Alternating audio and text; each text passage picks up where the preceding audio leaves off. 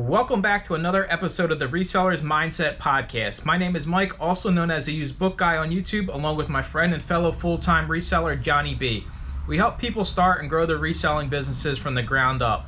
We also have a weekly Zoom call and private Discord for all YouTube members. Head on over to youtube.com/usedbookguy to join the channel and gain access to the full-length podcast, Zoom call, and private Discord today. Let's get into this week's episode. What is up, everybody? Welcome into another episode of Resellers Mindset Podcast. Mike alongside Johnny. I just point both ways now if you're watching over on YouTube because my stuff's mirrored. I don't know which way I'm pointing. Johnny doesn't know the topic today, right? Keeping him in the loop. He's been bugging all morning since 5 a.m. Hey, what's the topic? What's the topic? Johnny, the topic is one that is like near and dear to my heart, and I think we have to have a real discussion about it. And it comes to why do resellers make reselling 1,000 times harder than it needs to be, right? So I'm going to throw a crazy example out there first. The big one I get is, well, my customers love how I pack my items and they come back and they buy more from me. And I'm here to tell you, listen, repeat customers on eBay, you might get them once in a blue moon, right? You might catch the same person walking down the street. On Amazon, nobody's coming back to shop your store specifically. And I think what happens here is, and I wanted to relate it to like a huge company like Amazon or Target or Walmart. When you buy something online, how do you get your stuff from Amazon, right? It's usually in a poly bag, not even a padded poly bag, just in one of those super cheap, thin poly bags. Why are we I don't understand. Why do we have to have a perfect size box for every single item I'm ever going to sell? Why do I need, you know, the used book guide branded tissue paper, branded tape? We go so far above and beyond chocolate, candies. I mean, people were yelling at me, dude. I put a video out talking about that. I was like, we talked about it in the podcast and it was a short, and somebody's like, I put candies in all my packages and the people love it. I'm like, come on. I think it's such a disconnect that we have this strange, like, oh, I want to be the best, I don't know, company ever. And you think by your packing materials and how you handle things. And that's just one of the things I'm going to go off the rails on today here, right? Because there's so much more when it comes to like, I got to make sure things are in the perfect description. And I seen something in our Discord earlier today. Somebody counts how many pages are highlighted in the whole book and puts that in their listing. Dude, can you imagine? No. No. Really? This is going on out there. And if you think otherwise, I think the problem is, Johnny, you, whoever it is, I think the problem is when you're small time sales and a lot of free time, you get into this trap of every little thing has to be perfect down to the very last. I got to dot every I and cross every T. And I'm here to tell you, even if you stay small time, it's a waste of time. The crap some of these resellers do, a lot of these resellers do, we got to move on because you're never even going to be able to get to the point of scaling if you're going to look at every little thing. Oh, well, how many pages are dog-eared in the book? Like, I don't mess around with none of this stuff. And I don't even, at first I was like, yeah, I'm lazy. It's like kind of like cutting corners. That is not the case at all. It's called being efficient. If it doesn't matter, it doesn't matter. So there are several things to unpack here, and I will ignore the person you mentioned counting highlighted pages. Yeah, that's really funny to me. Anyway, I'm sorry that you're in our Discord server and I'm laughing at you right now, but I hope you learn from it no more. They pulled it from Facebook, so it wasn't somebody actually a part of our server. Okay, free pass to Discord community. Good. So we're really essentially talking about here customer service. What's required, what's necessary, and what is a waste of your time. So to me, what's required is flaws in the book, that they're notated in the description, that you mail the package on time and it gets to the customer in an undamaged fashion the best it can. Now, here's where we're going to segue to what Mike was talking about. If you're putting glitter and candy and anything beyond a thank you note in there, and maybe some do not bend stickers, because I use these too, just to help it get there and arrive undamaged, I have no way of proving if those stickers actually mean a damn thing or not. I might be wasting some money on that and time. However, I do believe in streamlining your packaging to make it go out as efficiently as possible when you're packing, if you're doing like 10 orders or 20 or 50 orders. Having uniform packaging, I believe, is essential as far as a system in place to get it out. Now, whether you need to Christmas wrap and put a bow on there and maybe a gigantic "You're the best customer ever" sticker right on the front of the Christmas wrap box, I believe that is unnecessary. Um, will it make the customer feel extra special? Yes, no doubt about it. But will they return to your store and make another purchase because of the Christmas wrapping and bow that you put on there? I believe no. But I will admit it looks nice and the customer will appreciate it. But will they spend more money with you? No. Dude, who cares? Who cares if the customer is like, "Oh my God, I got a little gummy fish in my package." It Mm-hmm. is the biggest wait, and on the topic of conditioning, you cannot condition every single book differently. One condition note that blankets everything. If you look at my Amazon condition note, it says has shelfware, may or may not contain highlighting. Even if the book doesn't have highlighting, you can have it in one single condition note.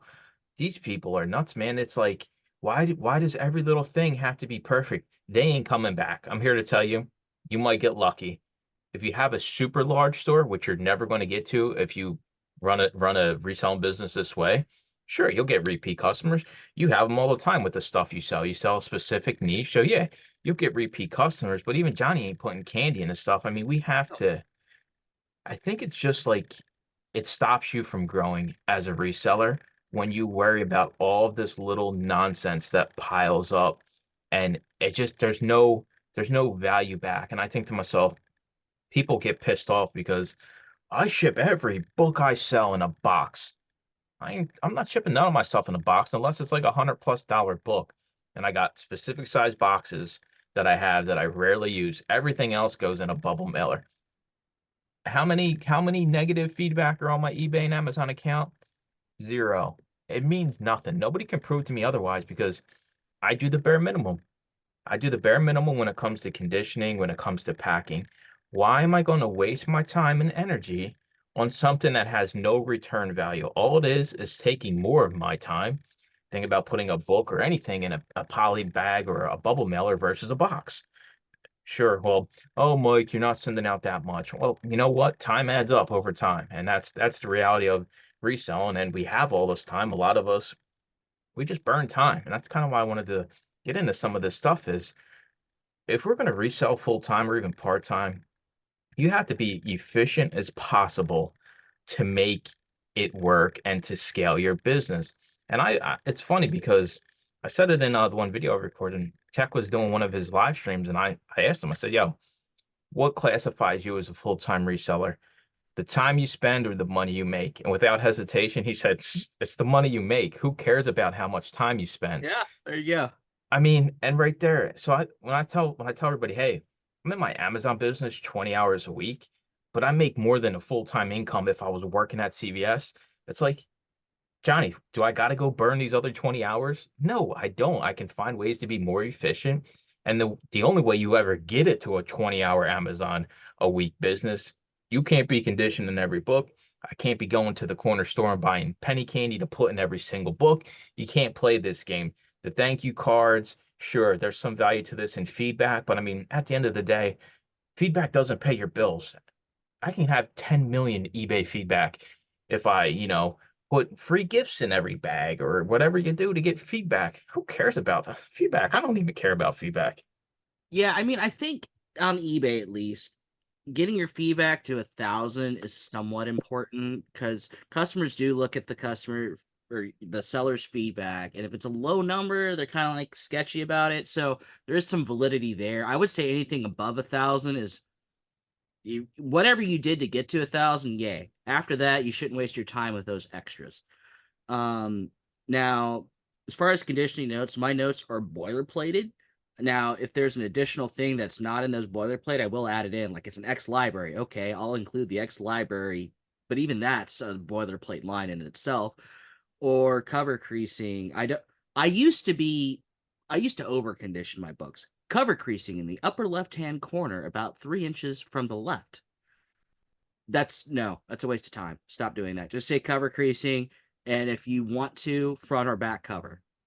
But even then, I think that's unnecessary. You can just put cover creasing.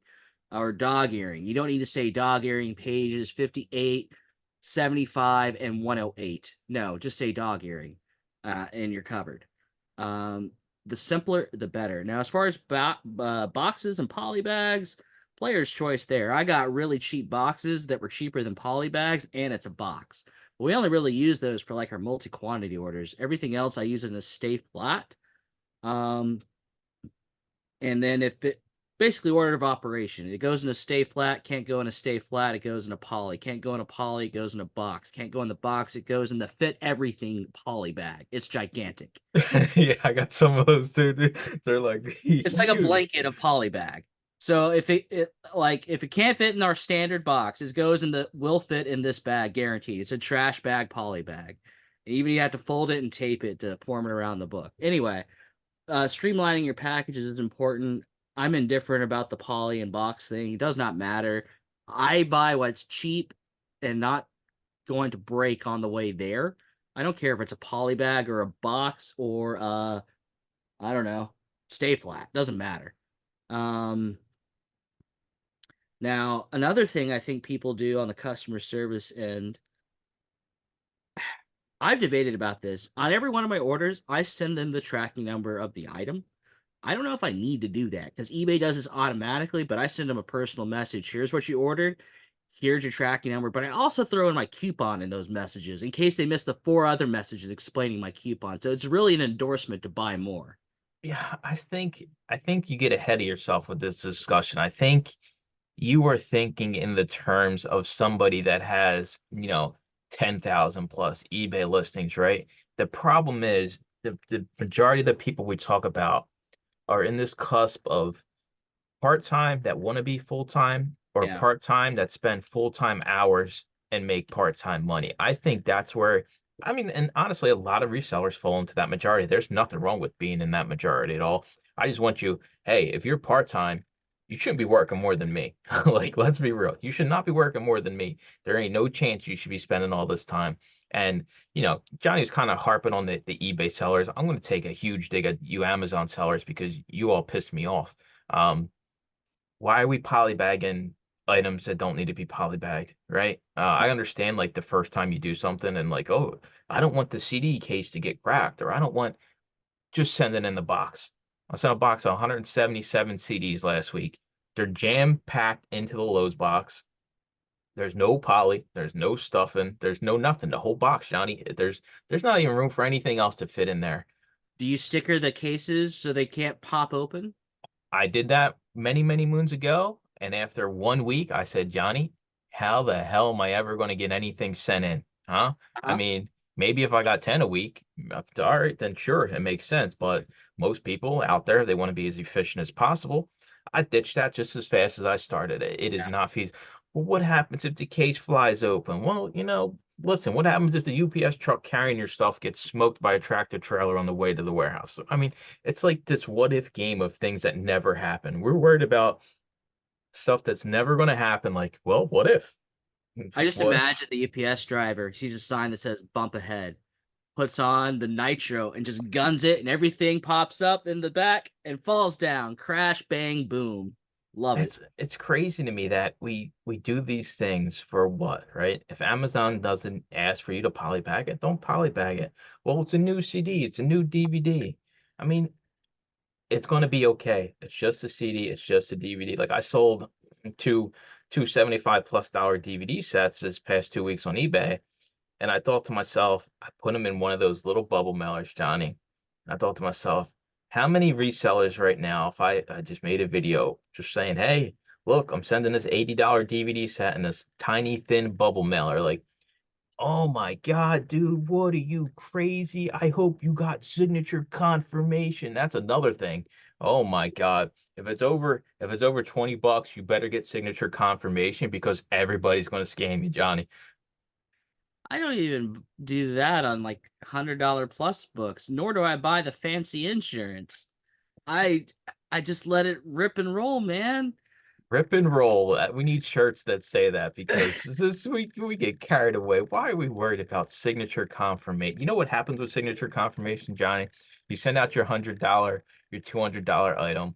The person works. They try to get a signature, doesn't happen. They try one more time, doesn't happen. It gets returned to you. Now you got to resell it, relist it. Yeah, pretty much. Or they're annoyed that they have to go to the post office to sign it because the time the USPS driver gets there, they're never there because they got a day job. And now they have to spend time out of their day job on their lunch break to go to the post office to sign a damn thing they paid $20 for. F that. Oh man, we're going off the rails today, but I think it is important because in order to scale, you need to spend more time. If you're going to spend more time, it has to be doing things that make the business money. Thank you cards, sure, they're nice. Are they going to make you money? Maybe once out of every million, you might as well go buy a lottery ticket. Mhm. Conditioning your stuff. I mean, you got photos, it's on eBay, Amazon, nobody reads. Anybody listening to this, if you purchase something on Amazon, you never looked, you don't even know how to find the condition notes. I mean, me and Johnny talk about it all the time. You don't even need condition notes for Amazon. You'd be perfectly Where are fine. they? I have them, but where are Yeah, they on the listing? you don't even need them. So we justify these things that are waste of times in our business because you think maybe it's like a better look for you when it's not. It is what it is. Nobody cares about it. And then it's unfortunate because a lot of people, they do nice packaging and it's over the top and it's too much. And my wife, she sells on Etsy and that platform's like the king and queen of over packaging, right? Like Mhm. everybody's got to have the fanciest packing. It's tied up with like thread from, medieval times that some king used. And it's it's crazy, man. And I want everybody to be successful reselling, but I don't want it to consume your soul because once it starts consuming your soul, it ain't fun no more. You're not going to enjoy it and you're wind up giving up on it. I think here's a proper analogy. Stop treating your e-commerce store like a five-star resort and start treating it like a Motel 8. You just need a place to sleep. They just need a place to order their goods. We aren't well, most of us are not dealing in 300, $500,000 books, DVDs or CDs or other forms of media as the entirety of our business. Do we have a few of these sprinkled in our business as a whole? Absolutely we do. But if we treat the $20 items like we're treating the $1,000 items, you're never going to get any work done. Now, Mr. Jack Weaver, who's been on this podcast before, is a big proponent of profit per hour. Is what you're doing providing you profit in an hour format? Not with what we're addressing today. It certainly is not. In fact, you're spending money to do those extra doodads. You are losing money per hour instead of making money per hour. The time you're spending doing these little extras, you could pack another box for Amazon. You could do some more listings or take some more photos for your listings tomorrow to save yourself some time to go out and source more to, you know what, bring back more items to sell. So, evaluating your time. Now, are there some things that don't produce a penny but are necessary? Like if you got a pile of stuff on the floor that you're having to walk around every time to get to what the stuff is to make you money, well, you know what? Maybe you should spend a few minutes cleaning that pile up so you're more efficient at getting your actual work done. There is such a thing as resetting your workflow to zero and making it fresh. Or you know what? I'll just throw it in the storage unit and get to it tomorrow. Well, maybe you should get to it now if you got a few extra hours. I know, I don't know, Murder She Wrote's on at home at 5 and you want to get to that. But you know what? Everything's recorded these days. Murder She Wrote can wait. The murder's still going to be there for you. Hey, if you want to watch Unsolved Mysteries at night with me, then I ain't got time. Sorry, I'm not inviting anybody over that's putting candies in their packages or putting $5, $10 books in boxes. It just doesn't make sense. We didn't even talk about the added expense that comes with a lot of this stuff and the workflow. Costs money. Yeah, Even thank you notes cost money. Even if you order them or you print them for your printer like I do, the paper's not free. The ink you got to refill ain't free. the time's free, dude. That's what all resellers think. Time is free. Time is not free at all. Time is free. It's free, even though it took me 20 hours to cut out all my thank you notes. But it's free. I didn't do nothing. Yeah, you did. You just spent 20 hours of your life. And I think it is important.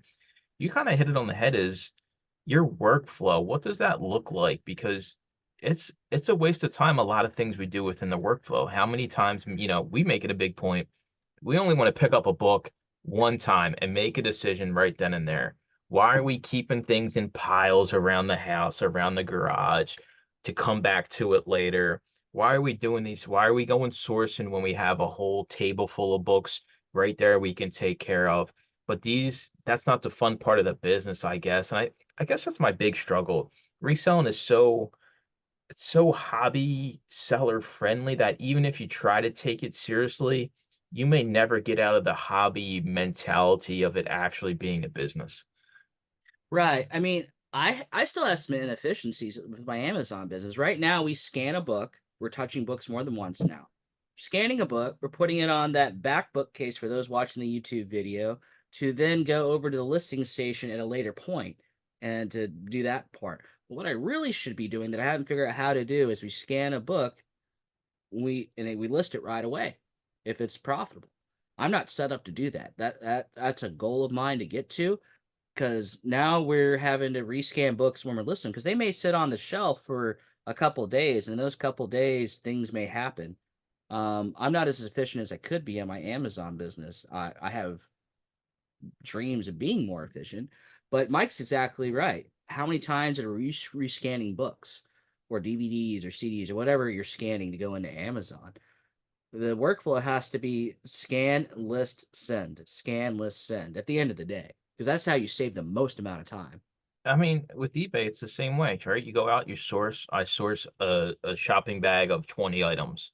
It Oh yeah. doesn't just go to the side and then I go out the next day and then I just wind up with a whole pile full of shopping bags full of stuff to list. I think people, is it because the tasks we're talking about a lot of the times are not enjoyable tasks and people rather do more fun things like source and uh, be in Facebook groups and Discords and watch YouTube videos about reselling instead of actually, for me, I think it's a huge problem, right? Like, are you a I consume more content than I probably should. Now, I've gotten it to a point now where a lot of it is podcast format, where when I'm driving to thrift stores, I can listen.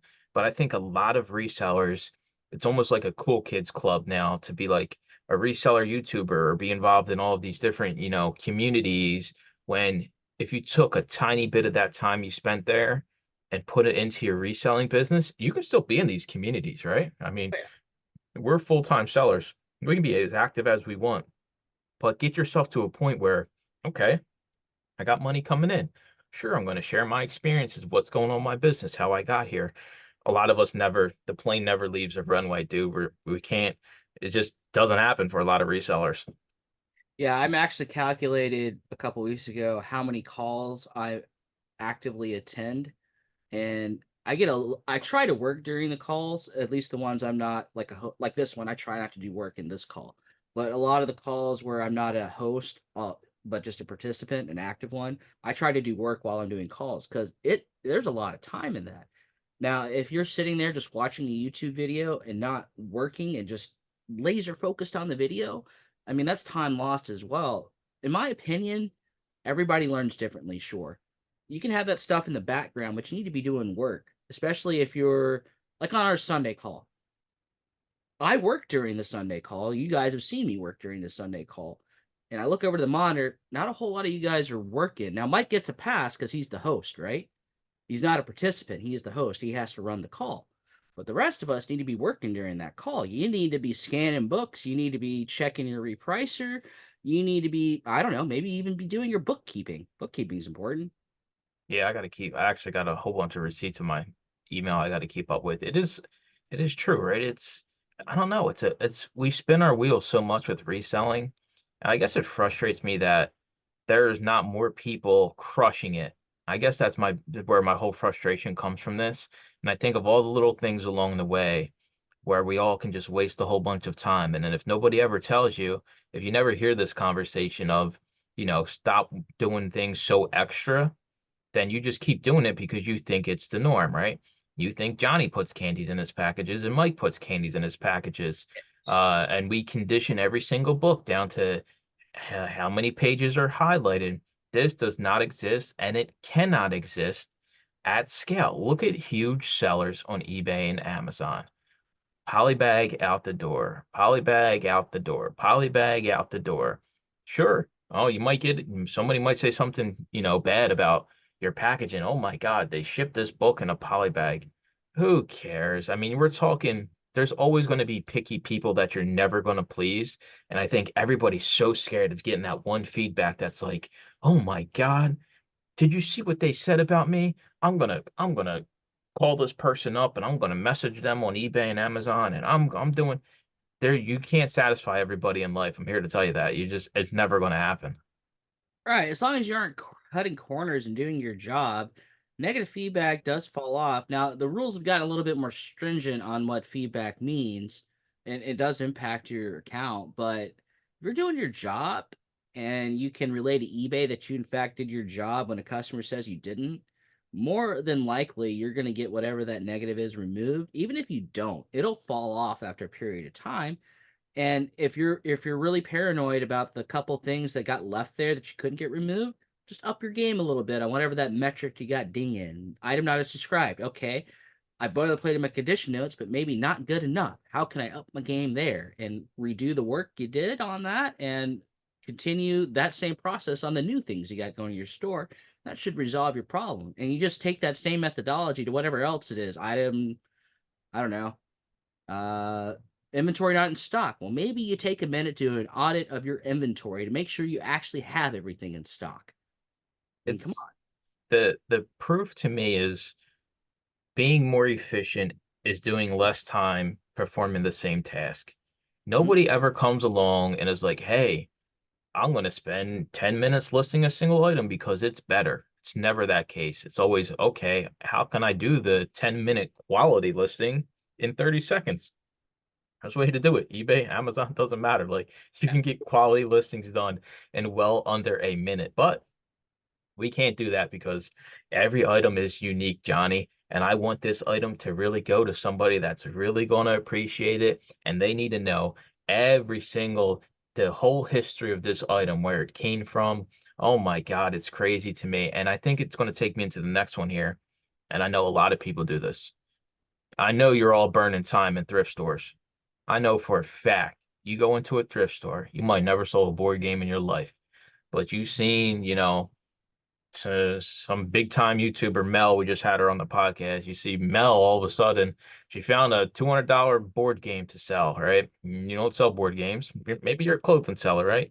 You go in, you go to your clothing racks, go into the clothing racks, you peek over, like, is that aisle got board games over there? Oh, I need to go look now, right? All of a sudden, we're off the wagon real quick. And I know you can have success as an everything seller. I think everything sellers on eBay, they're unicorns. You're selling anything and everything. You got to have a crazy knowledge base. But for those of us that choose to niche down, you have to do that while you're in the thrift store. I'm here to tell you that you can't be. I don't even look in the glass cases no more. If it's there when I'm in line checking out, I'll be like, okay, let's see what kind of overpriced garbage they have.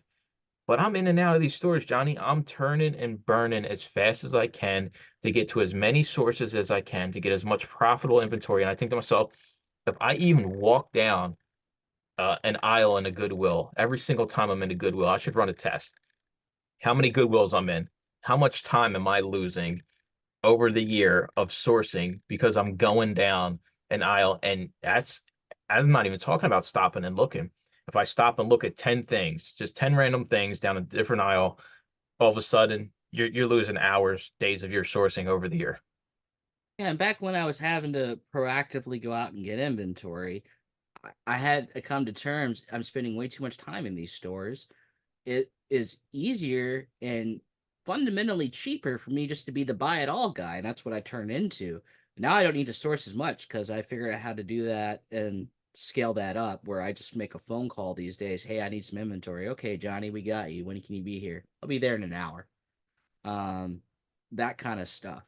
Because me bringing it back here and processing it here where I'm set up to process is way more efficient. Now, do I get a lot of junk because of that? Absolutely. And for you cherry picker guys, I understand why that's not the lifestyle for you. You're not set up to process bulk. No shame in that. But if you're cherry picking, you got to figure out a way to do it more time effectively. I mean, even if you buy it all and donate the rest and do it that way, sure. Even like you used to process in front of your apartments, didn't you? Like when you had bulk buys outside. Right out on the sidewalk, dude. I Yeah. would literally have 50 different stacks of books. People would think I was crazy. People walk by, I'd be like, yo, you want a book? I've had people take books right from the sidewalk. I don't care. I ain't no use to me. I used to bring in my yellow cart dolly thing with some empty tubs on it. That was how I would cherry pick and what goes in the tub, and I'd stack them. And I roll those things 4 high to the checkout line. And the lady's just like, "We're gonna make some money off this guy." I'm like, "Yes, you are." And instead of me having to have like multiple baskets or me have piles of books in the floor that I have to hand carry, I had to figure out how to make my sourcing as efficient as possible and accounting for any worst case scenario like, oh my God, look at this collection of books. Well, hold on, I need to run home to get my totes and stuff. Well, I always had totes in the back of my truck. I always had my dolly ready to go. You have to figure out, again, comes back to the fundamental, and thank you, Mr. Jack Weaver, for pointing this out to everybody, your profitability per hour. Someone, I don't know their name. I forget their name on YouTube. They said profit per hour doesn't matter. They're full of shit. I'm dead serious. It's a profit per hour. Doesn't I think I did one of those community posts where I said, like, should resellers know how much they're making per hour? And just like he just completely went off the rails. I think with the thrift stores, sure, I think it's cool if I see a video, somebody found like this super cool item, like, yeah, cool for you, right? I watch plenty of everything sellers, and I think it's cool when they find some of the stuff. But for my business and to support my family and to have my reselling business, I can't be that person. I'm here to tell you, none of you can afford to be that person. If you're going to be the everything seller, you still can't be in one thrift store for 10 hours. You can't look at, I, I can't because I refuse to do this, but maybe we should pay somebody, Johnny, to go to a thrift store, reasonably sized one, and look at every single item. Touch every single item in the thrift store. Every single item you have to touch. I don't even care if you just go around like and just poke every single item. Like It would take a couple days at least. If it's a decent sized one, not a small like corner shop kind of deal. But I mean, just the clothes alone, how many even the guys that are good at that doing that, yeah. But they're gonna get to books where you gotta pull it out, you gotta scan it, you gotta open it to see if it has an I'm gonna say they're gonna have to open it to see if it has an ISBN. We'll give them a pass on the cover scanning, sure. board And games, dude. You gotta make sure board the games pieces are have all there. the pieces, man. Electronics. Well, let me walk over to the wall and plug it in. Do you have an outlet on the wall? I hope you do. Plugging it in ain't telling you nothing, right? You go get one of those VCRs, you plug it in, it might power up, but that don't mean nothing. Don't mean it's gonna play anything. Don't mean it's gonna eject anything. Like, and then what? You got to go see if they got a VHS.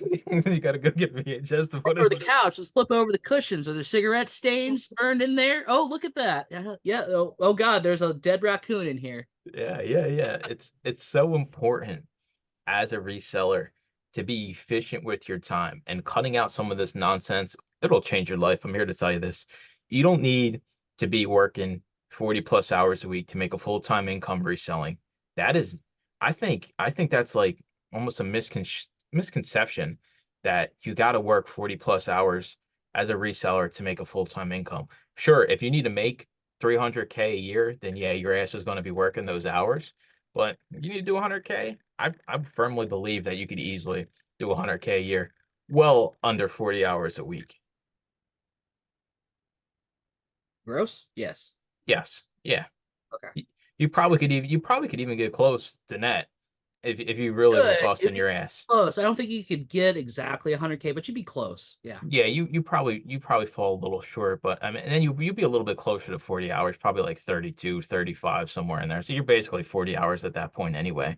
But yeah, man, it's near and dear to my heart that people waste a lot of time in reselling because time's the most precious thing we have, man. And resellers, they don't value it, man. I said it earlier, like, hell yeah, well, I can print out my thank you cards for free and I can make them for free. And it takes 5 hours, 6 hours. And in the mindset that we have, time is free when it's the most expensive thing that we have. Like, it's so crazy to me that we just, if there's no like immediate cost to something, like a monetary cost to something, then it's free. And that's not the case. Like free book pickups, I don't do them because they ain't free. You know why they ain't free?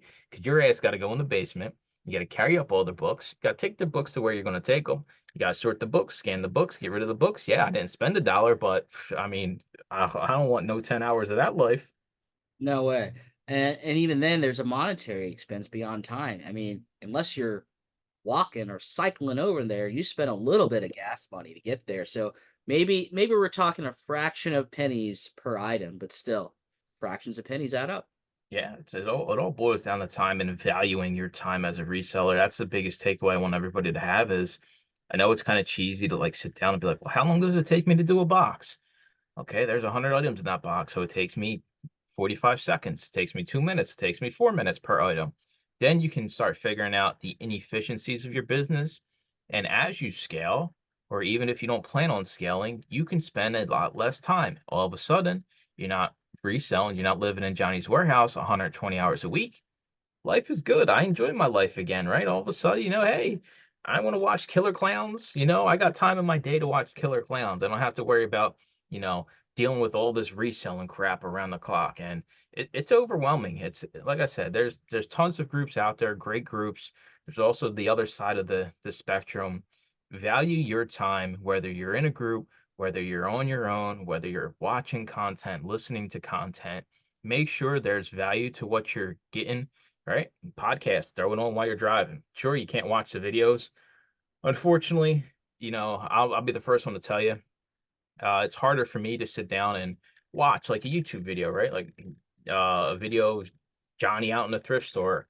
Those videos are a little bit harder for me to kind of get. I don't know, like they're not as attracted to me, but I can throw on tech, daily refinement podcast, and I can just listen to that stuff while I'm driving. You get value out of it, and I don't have to be, there's still something going on for the business while that's going on. Versus, like you said, a YouTube video, it's got to be right here on my screen, Johnny. I got to be looking at it because they're going to be showing up what they got, and you want to see what's at the bins and what's in the bin, so I can be like, hey, you missed this shirt in that bin at 5 minutes and 27 seconds. Like, I don't know, man. Time is the biggest challenge for me with this call, and I don't like spending a lot of time in reselling.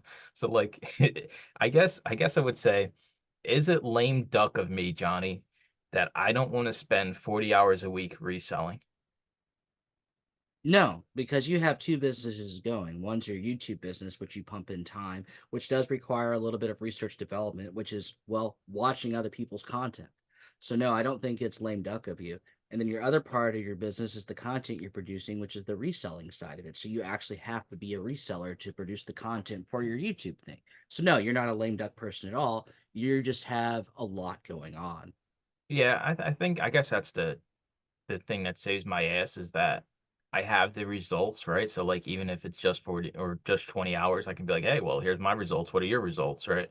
I would challenge anybody, like what's your per hour like and me and you kind of reference this like, you have an employee, I'm just by myself. So like you should always be crushing me like the bug I am when it comes to sales and everything. And that's just how it should be. So like get in the mindset of, hey, Mike, you're doing this 20 hours. What are you making? I've done plenty of videos showing exactly what I make throughout time frames. So like you know exactly what I can make doing this 20 hours a week. You should be like, okay, 20 hours a week. All right. Well, if I'm doing 30 hours a week, then I should be, 1.5x of what that person's doing. And everything's different, right? Thrift store is different. Location is a huge factor in reselling. We've talked about this, but value your time. We're going to wrap it up here. Johnny, any final thoughts when it comes to the things we waste our time on as resellers and how we can be more efficient? Do what's necessary and required of you, both by the platform and your own personal integrity. Now, you don't spill into the going above and beyond that doesn't yield any profitable results. Yes, go above and beyond when it yields profitable results, money in the bank. Now, if you spend a little money to produce a little money out of that, so be it. But I don't think your glitter and chocolates is that, my friends. So now that we got to the bottom of candies to end this call, we're gonna have Johnny put candies in every single one of his packages for the next 3 months. We'll do a podcast in 3 months and we'll see how much more money he's made because of all the little gummy fish. Do you have like a favorite candy you would put in packages? Nerds. Nerds, dude, see, that could be messy, man. That's almost like glitter, right? Like what happens if the nerd box breaks open in transit? Oh, it melts because it's hot. Yeah, Ew. dude. See, like I'm thinking like Swedish fish, maybe like the bigger little Sour Patch guys, like the ones that used to cost like 10 cents a piece. Probably Now go. let's get just one of those trombolones. It's bigger than the actual items, and I have to restructure my whole packaging to fit these gigantic candy bars in there. You could just get bigger than like the triangle packages they come in, and you could put your stuff in there and just ship it in there. There you go. All right, we're out of here. We appreciate everybody listening. We'll talk to you in next week's episode. Thanks for listening to another episode of the Resellers Mindset Podcast. Today's full episode and all previous episodes are available to all YouTube members, along with the weekly Zoom call and private Discord. Head on over to youtube.com/theusebookguy and consider joining for as little as $2.99 a month.